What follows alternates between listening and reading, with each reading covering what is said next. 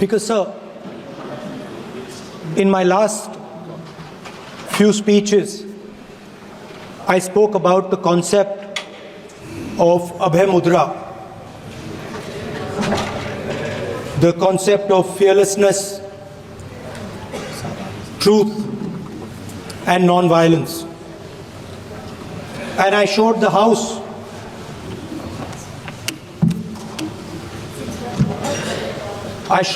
images of our different religions displaying this Abhay Mudra.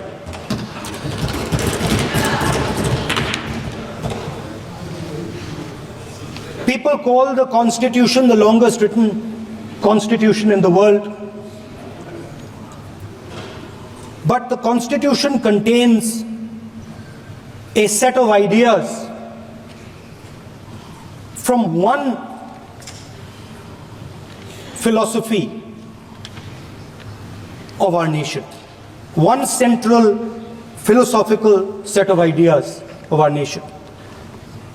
When we look at the Constitution and we open the Constitution, we can hear the voice and the ideas of Ambedkar, of Mahatma Gandhi, of Jawaharlal Nehru. But where did those ideas come from? Those ideas came from an old, profound tradition in this country. Those ideas came from Shiva, from Guru Nanak, from Basavana, from Buddha, from Mahavir, from Kabir, from a list of people. So when we speak of the Constitution and we show the Constitution, of course it is a document of modern India, but it could never have been written without ancient India and her ideas. So when we look at this Constitution, we remember this list of people, all different variations on the same idea. And in front of us stand the people who follow a very different philosophical tradition. And I want to start my speech by quoting what the supreme leader, not of the BJP, but of the modern interpretation of the ideas of the RSS has to say about the Constitution of India and about how he thinks India should be run. The worst thing about the Constitution, the worst thing about the Constitution of India is that there is nothing Indian about it. Manusmriti is that scripture which is most worshipable after Vedas for our Hindu nation, and from which our ancient times have become the basis of our culture, customs, thought, and practice. This book, for centuries, has codified the spiritual and divine march of our nation. Today, Manusmriti is law. These are the words of Savarkar. Mr. Savarkar has clearly stated in his writings that there is nothing Indian about our Constitution. He has clearly stated that the book India is run by should be superseded by this book. And this is what the fight is about. Now, it's nice that all of you are so-called defending the Constitution. But I want to ask you, do you stand by your leader's words? Yes. Do you support your leader's words? Because when you speak in Parliament about protecting the Constitution, you are ridiculing Savarkar, you are abusing Savarkar, you are defaming Savarkar. I'd like to quote also in Hindi. Bharat के संविधान के बारे में सबसे बुरी बात तो यह है कि इसमें कुछ भी भारतीय नहीं है। भारत के संविधान के बारे में सबसे बुरी बात तो यह है कि इसमें कुछ भी भारतीय नहीं है। यह आपके नेता ने कहा था, जिसकी आप पूजा करते हैं। Speaker sir, I described in my first speech the idea of a battle taking place. I described the Mahabharata, described Kurukshetra. There is a battle taking place today in India. And on this side are the defenders of the idea of the Constitution. And from each state we have one. If you ask us Tamil Nadu, we will tell you Periyar. If you ask us Karnataka, we will say Basavana. If you ask us Maharashtra, we will say Phule ji, Ambedkar ji. If you ask us Gujarat, we will say Mahatma Gandhi. आप speaker को You praise these people. You praise these people hesitatingly because you have to. But the truth is that you want India to be run the way it used to be run. जैसे हिंदुस्तान पहले चलाया जाता था, वैसे ही आप हिंदुस्तान को चलाना चाहते हो। मैं बता रहा हूं, आ रहा हूं। पेशेंस रखिए थोड़ी, इतना एक्साइटमेंट नहीं होना चाहिए। स्पीकर सर, जब मैं छोटा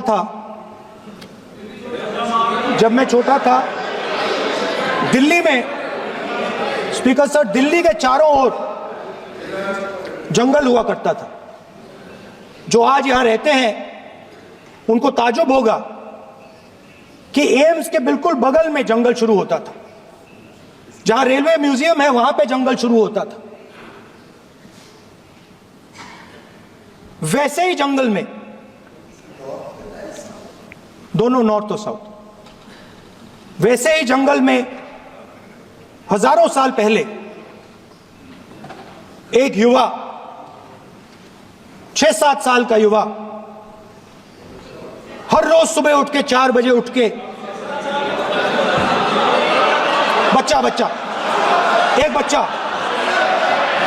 एक बच्चा, वाह बहुत बढ़िया, एक बच्चा 4 बजे उठ के तपस्या करता था। हर रोज सुबह तपस्या, हर रोज सुबह वो धनुष उठाकर तीर कमान चलाता था और घंटे उसने तपस्या की, सालों के लिए उसने तपस्या की।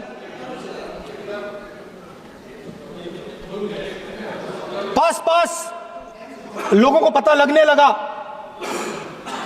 कि लड़का है। यही तो आप नहीं समझ सकते हो, यही तो प्रॉब्लम है। धनुष में तपस्या है, मनरेगा के काम करने में तपस्या है। तपस्या का मतलब शरीर में गर्मी पैदा करना, समझिए। हाँ, तब का ये मतलब है, तपस्या का ये मतलब है। तो ये तपस्या कर रहा था, लोगों को पता लगा और वो गुरु के पास गया। लड़के का नाम एकलव्य था और वो गुरु के पास गया और उसने कहा, गुरु द्रोणाचार्य जी, मैं सालों से धनुष चलाना सीख रहा हूं, मैंने अपनी पूरी शक्ति इसमें डाली है।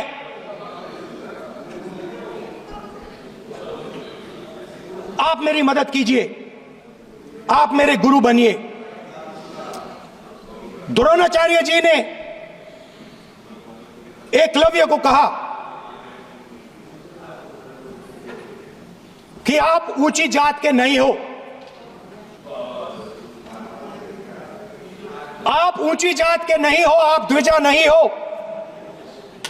मैं आपका गुरु नहीं बनूंगा, यहां से तुम चले जाओ। और एकलव्य चला गया। फिर से एकलव्य ने तपस्या शुरू की, फिर से तपस्या शुरू की। कुछ साल बाद द्रोणाचार्य जी और पांडव उसी जंगल से निकले। एक कुत्ता भौंक रहा था, कहानी आपने सुनी है, सुना देता हूं। कुत्ता भौंक रहा था, अचानक कुत्ते की आवाज शांत हो गई। द्रोणाचार्य जी और पांडव पास गए और उन्होंने देखा कि तीरों के जाल में कुत्ता फंसा हुआ था। मुंह में तीर था एक, हाँ, मगर कुत्ता तीरों के जाल में फंसा था। एक तीर मुंह में थी, शांत था कुत्ता, मगर कुत्ते को चोट नहीं लगी। एकलव्य ने अहिंसा के साथ कुत्ते को शांत किया था। द्रोणाचार्य जी आते हैं और एकदम पूछते हैं, तुम्हें यह किसने सिखाया? एकलव्य जवाब देता है, द्रोणाचार्य जी, यह मैं सीखा हूं, मैंने तपस्या की है, घंटों मैंने प्रैक्टिस की है।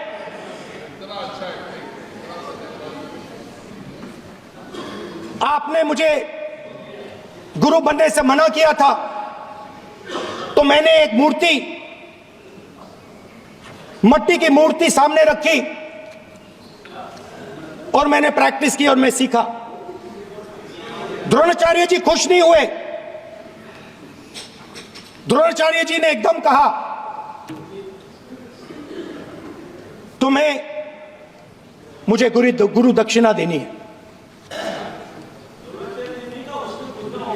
नहीं नहीं, ये आपकी स्टोरी है, ये आपकी स्टोरी है। मेरी स्टोरी है कि द्रोणाचार्य ने पूछा।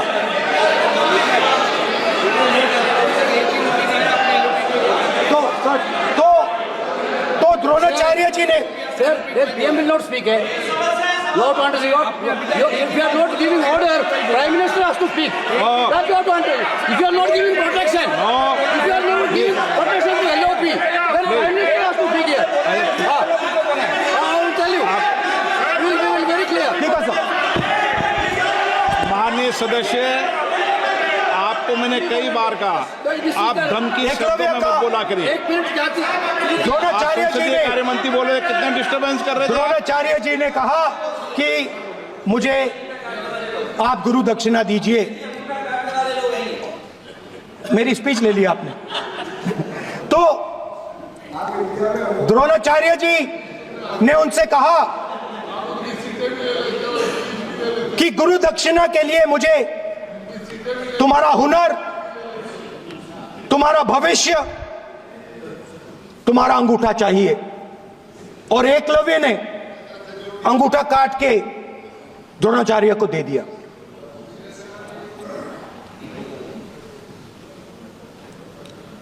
यह अभय मुद्रा है। इसमें कॉन्फिडेंस, स्ट्रेंथ, निडरता कहां से आती है? हुनर से आती है, इस अंगूठे से आती है। ये लोग इसके खिलाफ हैं।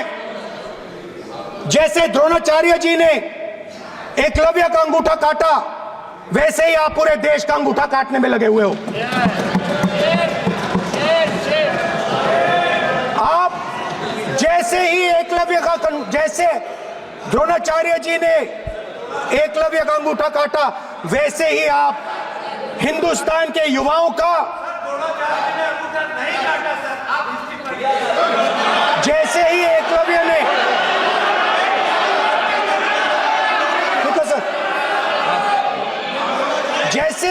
जैसे एकलव्य का अंगूठा काटा गया, वैसे ही आप हिंदुस्तान के युवाओं का, सबका अंगूठा काटते हो। जब आप अदानी जी को धारावी देते हो, तो आप धारावी के जो एंटरप्रेन्योर्स हैं, जो स्मॉल एंड मीडियम बिजनेसेस हैं, उनका आप अंगूठा काटते हो। जब आप हिंदुस्तान के पोर्ट्स, एयरपोर्ट्स, डिफेंस इंडस्ट्री, ये सब जब आप अदानी को देते हो,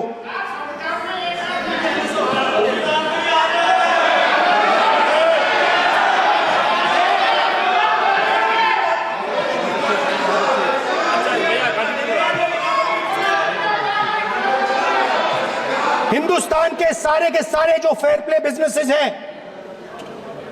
जो ईमानदारी से काम करते हैं, आप उन सब का अंगूठा काटते हो जब आप अदानी की मदद करते हो। कॉन्स्टिट्यूशन में लैटरल एंट्री कर आप हिंदुस्तान के युवाओं का, पिछड़ों का, गरीबों का अंगूठा काटते हो।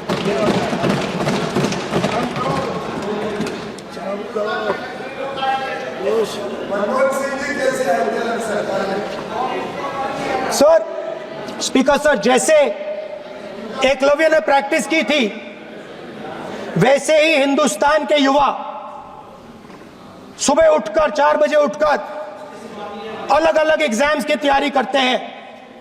आपने देखा होगा, पहले हजारों युवा सुबह उठकर रनिंग करते थे, वेट ट्रेनिंग करते थे आर्मी में जाने के लिए। जब आपने अग्निवीर लागू किया तो आपने उन युवाओं की उंगली काटी। जब आप पेपर लीक कराते हो, 70 बार आपने पेपर लीक करवाया है, तब आप हिंदुस्तान के युवाओं के का अंगूठा काटते हो।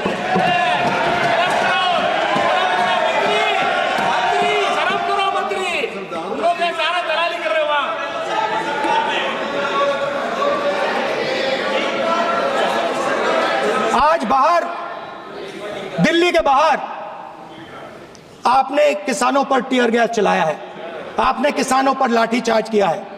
किसान आपसे एमएसपी मांगते हैं, सही दाम मांगते हैं, मगर आप अदानी को फायदा पहुंचाते हो, अंबानी को फायदा पहुंचाते हो और किसान का अंगूठा काटने का काम करते हो। देखिए,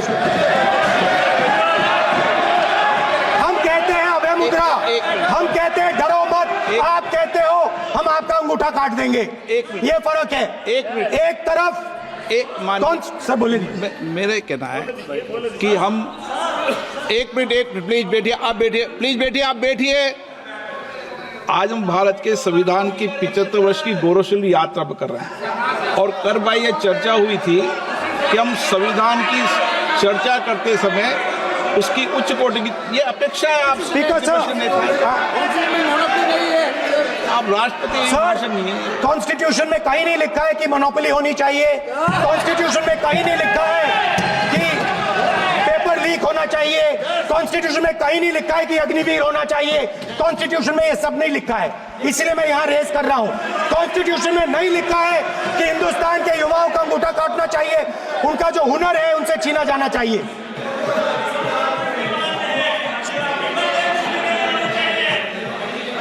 बैठे कर रहे हैं सर, 5 बजे अब भी बैठे करेंगे। अब कुछ नहीं बोलना है उसको।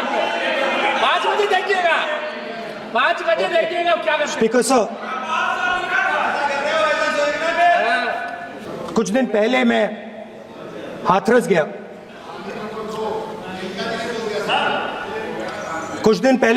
गया। हाथरस में 4 साल पहले एक लड़की का बलात्कार होता है। गैंग रेप होता है। 3-4 लोग गैंग रेप करते हैं। मैं 2-3 दिन पहले उस लड़की के परिवार के घर में गया।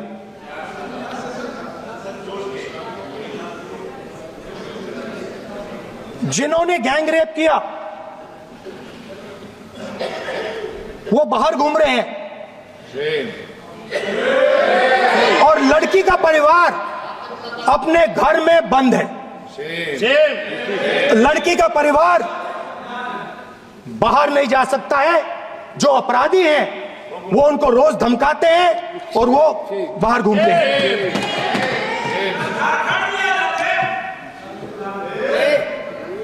परिवार ने मुझे बताया कि बेटी का जो अंतिम संस्कार था वो भी नहीं करने दिया और चीफ मिनिस्टर ने इसके बारे में खुलकर मीडिया में झूठ बोला है। ये कॉन्स्टिट्यूशन में कहां लिखा है? ये कॉन्स्टिट्यूशन में कहां लिखा है कि जो बलात्कार करते हैं वो बाहर रहे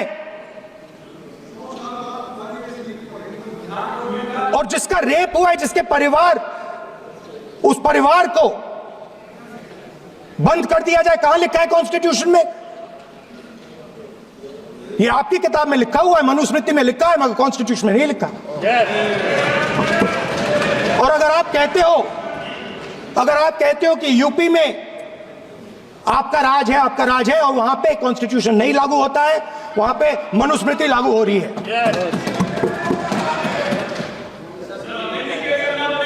परिवार ने मुझे कहा कि यूपी की सरकार ने उन्हें वायदा किया था, कहा था कि हम आपका रिलोकेशन करेंगे, आपको कहीं और रहने की जमीन देंगे। आज तक 4 साल हो गए हैं, आज तक उनका रिलोकेशन नहीं किया गया है। और हर रोज उन्होंने मुझे फोटो दिखाई, वो बाहर निकलते हैं और जिन्होंने बलात्कार किया वो धमकाते हैं उनको।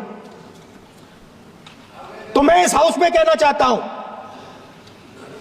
कि अंबेडकर जी के संविधान वाले लोग, इंडिया गठबंधन वाले लोग, हम सब मिलकर उस परिवार का रिलोकेशन हम करेंगे अगर आप नहीं करोगे तो।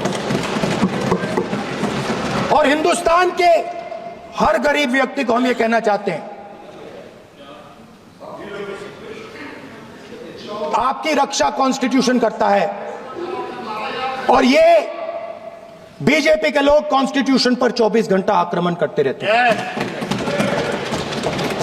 कॉन्स्टिट्यूशन में लिखा है prohibition of discrimination on grounds of religion, race, caste, sex और place of birth.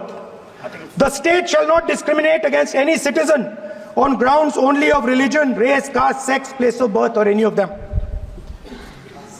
Some days back, youngsters from Sambal came to see me. Innocent people, they had done nothing. They were just, वो बस पास में थे, 5 लोगों को गोली मार के हत्या कर दी। ये कहां लिखा है कॉन्स्टिट्यूशन में? ये कहां लिखा है कॉन्स्टिट्यूशन में? तो लिखा है prohibition of discrimination of grounds of religion. और जहां भी आप जाते हो, एक धर्म को दूसरे धर्म से लड़ाते हो, नफरत फैलाते हो। कहां लिखा है कॉन्स्टिट्यूशन में? कहां लिखा है कॉन्स्टिट्यूशन में कि एक धर्म को दूसरे धर्म से लड़ाना है? कहां लिखा है कॉन्स्टिट्यूशन में कि दलित परिवार को बंद करके अंदर रखना है और उनके अपराधियों को बाहर घूमने देना है? कौन से कॉन्स्टिट्यूशन में लिखा है? मुझे दिखाइए।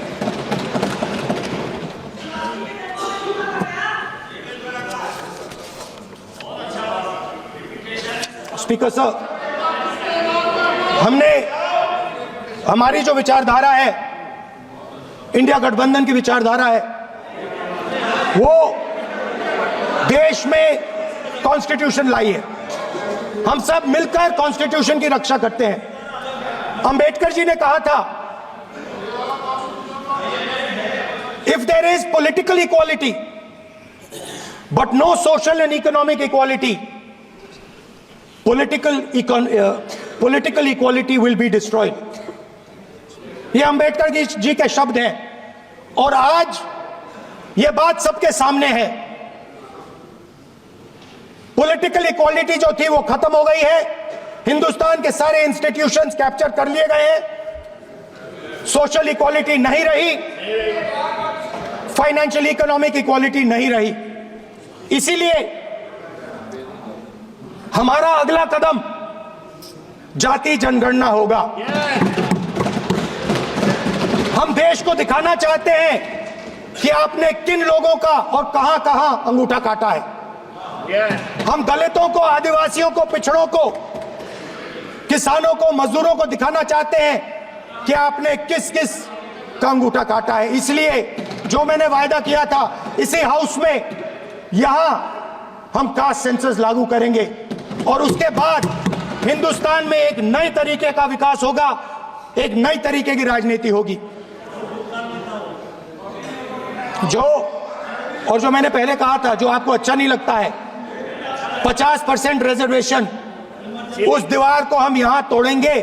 50% रिजर्वेशन की दीवार और जाति जनगणना हम यहां करा के दिखाएंगे। आपको जो कहना है कर लो, कह लो। स्पीकर सर, बहुत बहुत धन्यवाद।